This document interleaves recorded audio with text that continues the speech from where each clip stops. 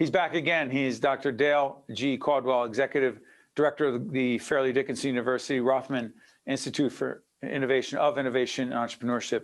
Dr. Caldwell, thanks for joining us again. Yes, I'm honored to be here. Honored to be here.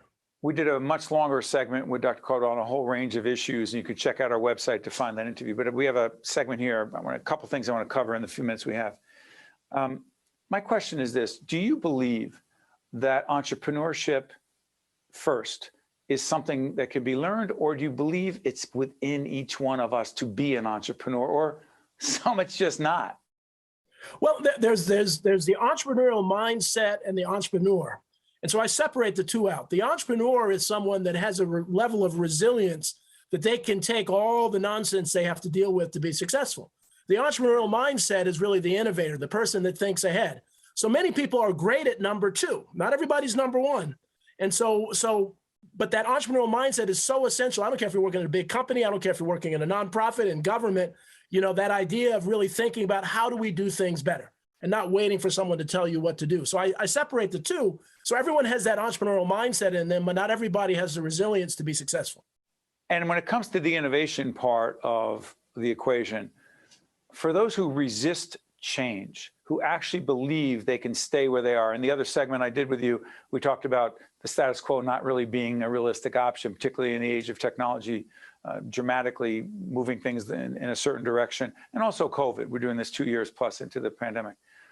To those who resist change because they actually believe they can stay where they are, what would you say to them right now who are watching? I'm comfortable with that. Leave me alone. I'm comfortable the way I am.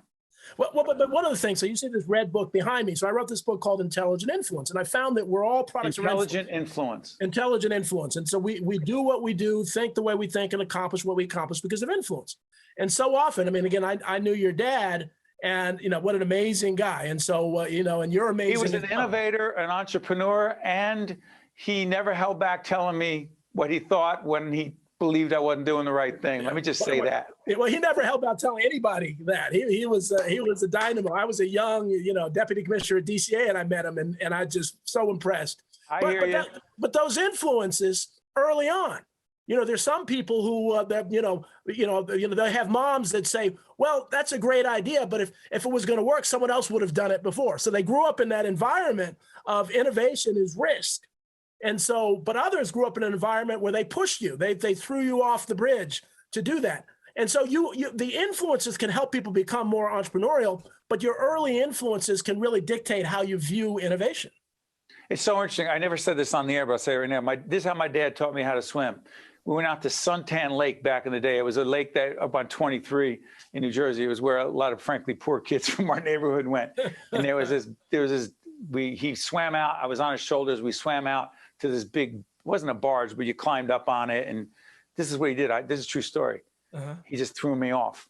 And I was going up and down, and he just said, swim. And I didn't swim. And he finally jumped in and got me. He said, I told you to swim. And they did it again until I learned how to swim. Now, listen, DIFUS wasn't around at the time.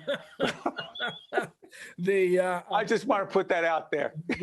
But Steve, the best speech I ever heard was Sidney Poitier at the National School Boards Conference in California, who said the exact same thing. His dad did the exact same thing to him and really forced him to be. And look how successful you are, and he is.